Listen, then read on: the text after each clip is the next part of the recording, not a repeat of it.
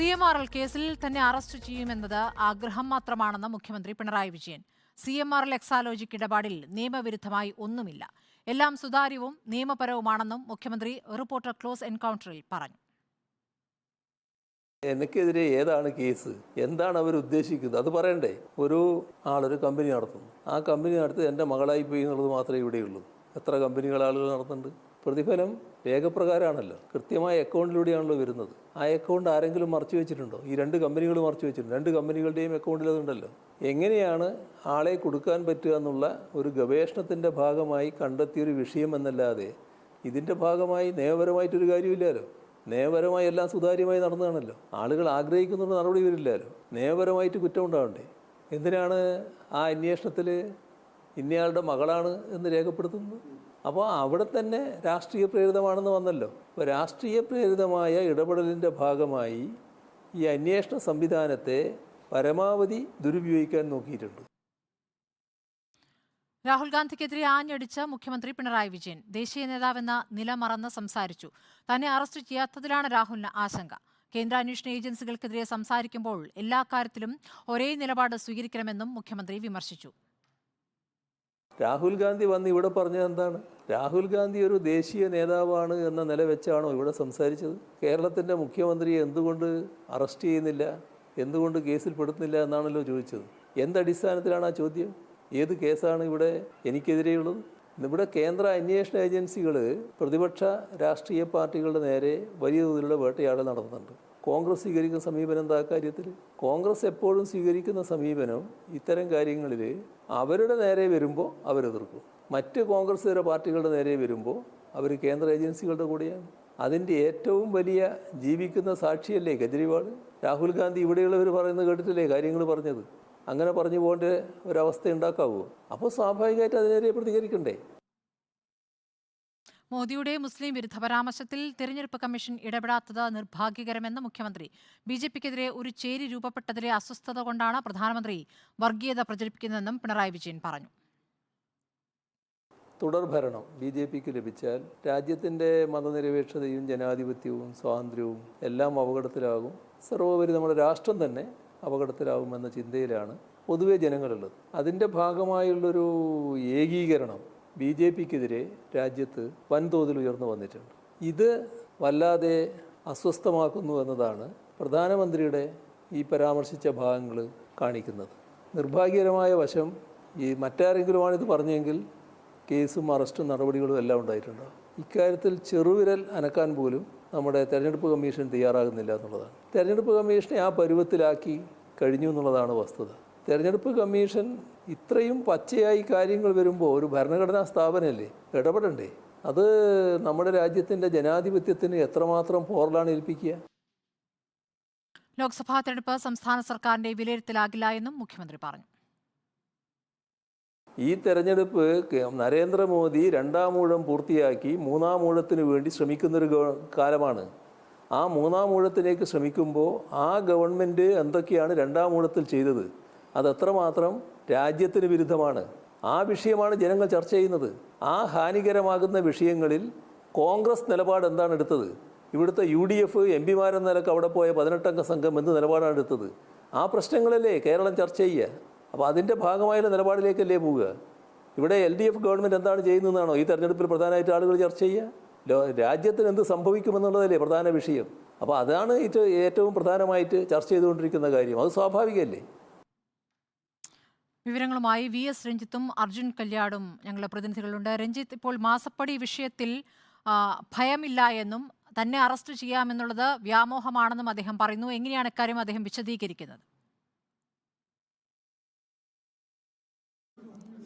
സ്മൃതി, ഈ രാഹുൽ ഗാന്ധിക്കെതിരെ പിണറായി വിജയൻ ഉന്നയിക്കുന്ന വിമർശനങ്ങൾക്കുള്ള മറുപടി, എന്തുകൊണ്ട് രാഹുൽ ഗാന്ധിയെ വിമർശിക്കേണ്ടി വരുന്നു എന്ന കാര്യത്തിലുള്ളൊരു വിശദീകരണം വളരെ സുദീർഘമായി തന്നെ അദ്ദേഹം പറഞ്ഞു വെച്ചു. ഒന്ന്, രാഹുൽ ഗാന്ധി ഇവിടെ വന്ന് പിണറായി വിജയനെ എന്തുകൊണ്ട് അറസ്റ്റ് ചെയ്യുന്നില്ല എന്നാണ് ചോദിച്ചത്. ഇത് BJPയുടെ ചോദ്യമാണ്. BJP ആണ് പിണറായി വിജയനെ അറസ്റ്റ് ചെയ്യാൻ ആഗ്രഹിക്കുന്നത്. ആ ചോദ്യം രാഹുൽ ഗാന്ധി ഇവിടെ വന്ന് ചോദിക്കുമ്പോൾ അദ്ദേഹം ആലോചിക്കേണ്ടത് ഏത് കേസിലാണ്, എന്ത് സാഹചര്യത്തിലാണ് പിണറായി വിജയനെ അറസ്റ്റ് ചെയ്യേണ്ടത് എന്നുള്ളതാണ്. CMRL കേസിലാണെങ്കിൽ CMRL കേസ് ഒരു കമ്പനി മറ്റൊരു കമ്പനിക്ക് പ്രതിഫലം നൽകിയ കേസാണ്. അത് നിയമപരമായി നൽകിയ പ്രതിഫലമാണ്. അതിൽ നിയമവിരുദ്ധമായി ഒന്നും തന്നെ ഇല്ല. അതിൽ ആകെയുള്ളത് ആ കമ്പനി നടത്തുന്നത് തൻ്റെ മകളാണ് എന്നുള്ളത് മാത്രമാണ്. ഈ കേസിൽ ആരുടെ മകളാണ് എന്ന് പരാമർശിക്കേണ്ട കാര്യം പോലുമില്ല. അങ്ങനെ മുഖ്യമന്ത്രിയുടെ മകളുടെ കമ്പനി എന്ന് പരാമർശിച്ചത് പോലും രാഷ്ട്രീയ പ്രേരിതമായിട്ടാണെന്നും അല്ലാതെ CMRL ഇടപെടൽ, എക്സാലോജിക് CMRL ഇടപെടലിൽ വിരുദ്ധമായിട്ട് നിയമപരമല്ലാത്ത ഒരു ഇടപാടും നടന്നിട്ടില്ല എന്നുള്ളതുമാണ് മുഖ്യമന്ത്രി വിശദീകരിക്കുന്നത്. ഈ ഒരു സാഹചര്യത്തിൽ പിന്നെ എന്ത് കാര്യത്തിനാണ് തന്നെ അറസ്റ്റ് ചെയ്യേണ്ടത് എന്നും മുഖ്യമന്ത്രി ചോദിക്കുന്നു. പ്രധാനമായും രാഹുൽ ഗാന്ധി ഇവിടെ വന്ന് മുഖ്യമന്ത്രിയെ അറസ്റ്റ് ചെയ്യാത്തതിനെ കുറിച്ച് ചോദിച്ച സാഹചര്യത്തിലാണ് അദ്ദേഹം ഇത്രയും വിശദീകരിക്കേണ്ടത്. മാത്രമല്ല, സംസ്ഥാനത്ത് നടക്കുന്നത് UDFും LDFും തമ്മിൽ നടക്കുന്ന ഒരു മത്സരമാണ്. ഇവിടെ BJP ചിത്രത്തിൽ പോലുമില്ല. അതുകൊണ്ട് എന്തുകൊണ്ട് UDF അധികാരത്തിൽ വരാൻ പോകുന്നില്ല, അല്ലെങ്കിൽ UDF എന്തുകൊണ്ട് തെരഞ്ഞെടുക്കപ്പെടാൻ പാടില്ല എന്ന കാര്യമാണ് സംസ്ഥാനത്തെ വിശദീകരിക്കുന്നത്. അപ്പോൾ സ്വാഭാവികമായിട്ടും രാഹുൽ ഗാന്ധിയുടെയും കോൺഗ്രസിൻ്റെയും ഒക്കെ നിലപാടുകളെ വിമർശിക്കേണ്ടി വരും. BJP വിരുദ്ധമായ നിലപാടുകൾക്ക്, BJPയുടെ ഫാസിസത്തോടുള്ള നിലപാടിൽ കോൺഗ്രസ് വെള്ളം ചേർക്കുകയും മൃദു ഹിന്ദുത്വ സമീപനം സ്വീകരിക്കുകയും ചെയ്യുമ്പോൾ രാഹുൽ ഗാന്ധിയെ വിമർശിക്കേണ്ടത് LDFിൻ്റെ ഉത്തരവാദിത്തമാണ് എന്ന രീതിയിലുള്ളൊരു വിശദീകരണമാണ് മുഖ്യമന്ത്രി നൽകിയിട്ടുള്ളത്. മാത്രമല്ല, സംസ്ഥാനത്ത് UDF ഉയർത്തിക്കൊണ്ടുവരുന്ന ഒരു വിഷയവുമല്ല തെരഞ്ഞെടുപ്പിൽ ചർച്ച ചെയ്യപ്പെടേണ്ടത്. തെരഞ്ഞെടുപ്പിൽ ചർച്ച ചെയ്യപ്പെടേണ്ടത് ദേശീയ രാഷ്ട്രീയ സാഹചര്യമാണ്, അല്ലാതെ CMRLൻ്റെ മാസപ്പടി വിവാദമോ സംസ്ഥാന സർക്കാരിൻ്റെ ഗുണദോഷങ്ങളോ അല്ല. സംസ്ഥാനത്ത് ഉയരുന്ന വിലക്കയറ്റമാണെങ്കിലും സബ്സിഡി ഉൽപ്പന്നങ്ങളുടെ ലഭ്യതക്കുറവാണെങ്കിലും സപ്ലൈകോയുടെ പ്രതിസന്ധിയാണെങ്കിലും അതൊന്നുമല്ല ഇവിടെ ചർച്ച ചെയ്യപ്പെടേണ്ടത്. സബ്സിഡി സാധനങ്ങൾ കിട്ടാത്തതും സപ്ലൈകോ പ്രതിസന്ധിയിലായതുമൊക്കെ എന്തുകൊണ്ടാണ് എന്ന് ജനങ്ങൾക്കറിയാം. അത് കേന്ദ്ര സർക്കാരിൻ്റെ കേരള വിരുദ്ധ നിലപാട് കൊണ്ടാണ്. അത്തരം കാര്യങ്ങളാണ് ഇവിടെ ചർച്ച ചെയ്യപ്പെടേണ്ടത്. എന്നാൽ കോൺഗ്രസ് അത്തരം കാര്യങ്ങളല്ല ചർച്ച ചെയ്യുന്നത് എന്നും ഇവിടെ BJP വിരുദ്ധ നിലപാട് ശക്തമായി സ്വീകരിക്കുന്നത് ഇടതുപക്ഷമാണ് എന്നും കഴിഞ്ഞ 2019 കേരളത്തിൽ നിന്ന് തെരഞ്ഞെടുക്കപ്പെട്ട MP-മാരിൽ 19 പേരും അവിടെ പോയി BJP വിരുദ്ധമായ നിലപാടുകൾ സ്വീകരിച്ചില്ല. പ്രത്യേകിച്ച് പൗരത്വ നിയമമൊക്കെ ചർച്ച ചെയ്യപ്പെട്ടപ്പോൾ BJP വിരുദ്ധ നിലപാടുകൾ സ്വീകരിക്കുന്നതിൽ UDF MP-മാർ പരാജയപ്പെട്ടു. അതുകൊണ്ട് ഇടതുപക്ഷം കഴിഞ്ഞ തവണ ദുർബലമായതാണ് BJPക്ക് അവിടെ ഗുണകരമായത്. അതുകൊണ്ട് ഇത്തവണ കേരളത്തിൽ നിന്ന് ഇടതുപക്ഷ അംഗങ്ങൾ തെരഞ്ഞെടുക്കപ്പെടണം എന്നുള്ളതുമാണ് മുഖ്യമന്ത്രി ഇന്ന് വിശദീകരിച്ചതിന്റെ പ്രധാനപ്പെട്ട മർമ്മം. ശരി, മോദിയുമായി ബന്ധപ്പെട്ട എന്തൊക്കെ കാര്യങ്ങൾ പിണറായി വിജയൻ പറഞ്ഞു എന്നതിന്റെ വിശദാംശങ്ങളുമായി അർജുൻ കല്യാടുമുണ്ട്. അർജുൻ, ഇപ്പോൾ മോദിയേക്കാൾ വലിയ എതിരാളിയായി രാഹുൽ ഗാന്ധിയെ കാണുകയാണ് പിണറായി വിജയൻ എന്നതാണ് പ്രതിപക്ഷത്തിന്റെ ഏറ്റവും വലിയ ആരോപണം. മോദിയുടെ വർഗീയ പ്രസംഗങ്ങളെക്കുറിച്ച് എന്താണ് മുഖ്യമന്ത്രി പറയുന്നത്? സ്മൃതി, പ്രതിപക്ഷം ഇതുമായി ബന്ധപ്പെട്ടുകൊണ്ട് ആദ്യഘട്ടം മുതൽ തന്നെ മോദിയേക്കാൾ രാഹുൽ ഗാന്ധിയെ മുഖ്യമന്ത്രി പിണറായി വിജയൻ വിമർശിക്കുന്നു തുടങ്ങിയിട്ടുള്ള പരാമർശങ്ങളെല്ലാം ഉണ്ടായിരുന്നു. എന്നാൽ മോദിക്കെതിരെ രൂക്ഷമായ ഭാഷയിൽ തന്നെയാണ് മുഖ്യമന്ത്രി ഇന്ന് അഭിമുഖത്തിൽ വ്യക്തമാക്കുകയും ചെയ്തിട്ടുള്ളത്. അത്തരത്തിലുള്ള പ്രതികരണങ്ങളാണ് അദ്ദേഹത്തിൻ്റെ ഭാഗത്ത് നിന്ന് ഉണ്ടായിട്ടുള്ളത്. മോദി കൃത്യമായ രീതിയിൽ വർഗീയത പ്രചരിപ്പിക്കുന്നു. പച്ചയായ തോതിൽ അല്ലെങ്കിൽ പച്ചയായ രീതിയിൽ മോദി വർഗീയ പ്രചരണത്തിന് കൂട്ടുനിൽക്കുന്നു.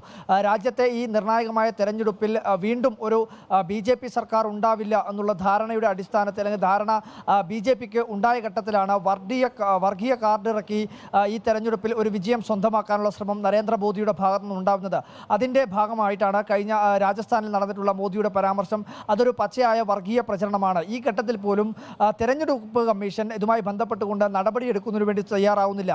മറ്റേതെങ്കിലും ഒരു രാഷ്ട്രീയ പാർട്ടിയിലെ നേതാക്കളോ അല്ലെങ്കിൽ പ്രവർത്തകരോ തന്നെ ഇത്തരത്തിലുള്ള ഒരു പരാമർശം നടത്തിക്കഴിഞ്ഞാൽ പോലും കേസെടുക്കുകയും അതുമായി ബന്ധപ്പെട്ടുകൊണ്ടുള്ള നടപടികൾ സ്വീകരിക്കുകയും ചെയ്യുന്ന ഘട്ടത്തിൽ നരേന്ദ്രമോദി ഇത്രയും പച്ചയായ രീതിയിൽ വർഗീയ പ്രചരണത്തിന് മുതിരുന്ന ഘട്ടത്തിൽ പോലും അതിനെതിരെ കേസെടുക്കുന്നതിന് വേണ്ടി തെരഞ്ഞെടുപ്പ് കമ്മീഷൻ തയ്യാറായിട്ടില്ല എന്നുള്ള ആരോപണം കൂടി മുഖ്യമന്ത്രി ഉന്നയിക്കുന്നുണ്ട്. രാജ്യം വളരെ നിർണായകമായ ഒരു തെരഞ്ഞെടുപ്പാണ് നേരിടുന്നത്. ഇതുമായി ബന്ധപ്പെട്ടുകൊണ്ട് വളരെ പ്രധാനപ്പെട്ട കാര്യമെന്ന് പറയുന്നത് ഈ തെരഞ്ഞെടുപ്പിൽ വീണ്ടും ഒരു തെരഞ്ഞെടുപ്പ് ഉണ്ടാകുമോ തുടങ്ങിയിട്ടുള്ള കാര്യങ്ങളെല്ലാം തന്നെ വലിയ തോതിലാണ് അദ്ദേഹം ആശങ്ക പ്രകടിപ്പിക്കുന്നത്. ഈ മതേതരത്വം, അതുപോലെ തന്നെ ഭരണഘടനാ സ്ഥാപനങ്ങൾ എല്ലാം തന്നെ അട്ടിമറിക്കുന്ന രീതിയിലേക്കുള്ള പ്രചരണവും അത്തരത്തിലുള്ള രീതികളുമാണ് നരേന്ദ്രമോദി സ്വീകരിക്കുന്നത്. അതുകൊണ്ട് തന്നെ ഈ തെരഞ്ഞെടുപ്പ് വളരെ നിർണായകമായ തെരഞ്ഞെടുപ്പാണ്. ഏറ്റവും പ്രധാനമായി നരേന്ദ്രമോദി സർക്കാരിനെ താഴെ ഇറക്കുക എന്നുള്ളത് തന്നെയാണ് ലക്ഷ്യമിടുന്നതെന്നും ഇന്ത്യ മുന്നണി അല്ലെങ്കിൽ അത്തരത്തിലുള്ള ഇന്ത്യ സഖ്യം ഈ നരേന്ദ്രമോദിക്ക് ബദലായിക്കൊണ്ട് എന്താണ് ഇടതുപക്ഷം മുന്നോട്ട് വെക്കുന്നത്, അത് തെരഞ്ഞെടുപ്പിന് ശേഷമുള്ള അല്ലെങ്കിൽ തെരഞ്ഞെടുപ്പിന് ശേഷം മാത്രം തീരുമാനിക്കുന്നതിലേക്കാണ് കാര്യങ്ങൾ പോകുന്നത്. അതിനു മുന്നേ തന്നെ ഇന്നയാളാണ് പ്രധാനമന്ത്രി തുടങ്ങിയിട്ടുള്ള ഒരു പ്രചരണത്തിനും കൃത്യമായ രീതിയിൽ ഈ തെരഞ്ഞെടുപ്പിൽ വ്യക്തമായ രീതിയിലുള്ള ഒരു രാഷ്ട്രീയം ഉയർത്തിപ്പിടിച്ചുകൊണ്ട് പ്രചരണം നടത്തുക, അതിൽ വലിയ തോതിൽ മതനിരപേക്ഷ കക്ഷികൾ രാജ്യത്തുടനീളം ഒരു മുന്നേറ്റം ഉണ്ടാക്കുക. അതിനുശേഷം മാത്രമായിരിക്കും നരേന്ദ്രമോദിക്കെതിരെ ആരാണ് ബദലായിട്ട് വരേണ്ടത്, അല്ലെങ്കിൽ ആരാണ് പ്രധാനമന്ത്രി ആവേണ്ടത് തുടങ്ങിയിട്ടുള്ള കാര്യങ്ങളെല്ലാം തീരുമാനിക്കുക എന്നുള്ള കാര്യമാണ് മുഖ്യമന്ത്രി വ്യക്തമാക്കുകയും ചെയ്തത്. എന്തായാലും മുഖ്യമന്ത്രി അല്ലെങ്കിൽ ക്ഷമിക്കണം, നരേന്ദ്രമോദിയെ പ്രധാനമന്ത്രിയെ വിമർശിക്കുന്നില്ല, മുഖ്യമന്ത്രി മൃദു സമീപനം നരേന്ദ്രമോദിക്കെതിരെ സ്വീകരിക്കുന്നു തുടങ്ങിയിട്ടുള്ള കോൺഗ്രസിന്റെ ആരോപണത്തിന് ഉത്തരം എന്നുള്ള രീതിയിൽ തന്നെ നരേന്ദ്രമോദിക്കെതിരെ രൂക്ഷമായ രീതിയിൽ തന്നെയാണ് ഇന്ന് മുഖ്യമന്ത്രി പ്രതികരണം നടത്തിയിട്ടുള്ളത്. നരേന്ദ്രമോദി കൃത്യമായ രീതിയിൽ പച്ചയായ രീതിയിൽ വർഗീയ പ്രചരണം നടത്തുന്നു തുടങ്ങിയിട്ടുള്ള ആരോപണങ്ങളും മുഖ്യമന്ത്രി ഉയർത്തിയിട്ടുണ്ട്. Editor in chief M V Nikesh Kumar നടത്തിയ ക്ലോസ് എൻകൗണ്ടറിലാണ് മുഖ്യമന്ത്രി വിശദമായ പ്രതികരണങ്ങൾ നടത്തിയത്.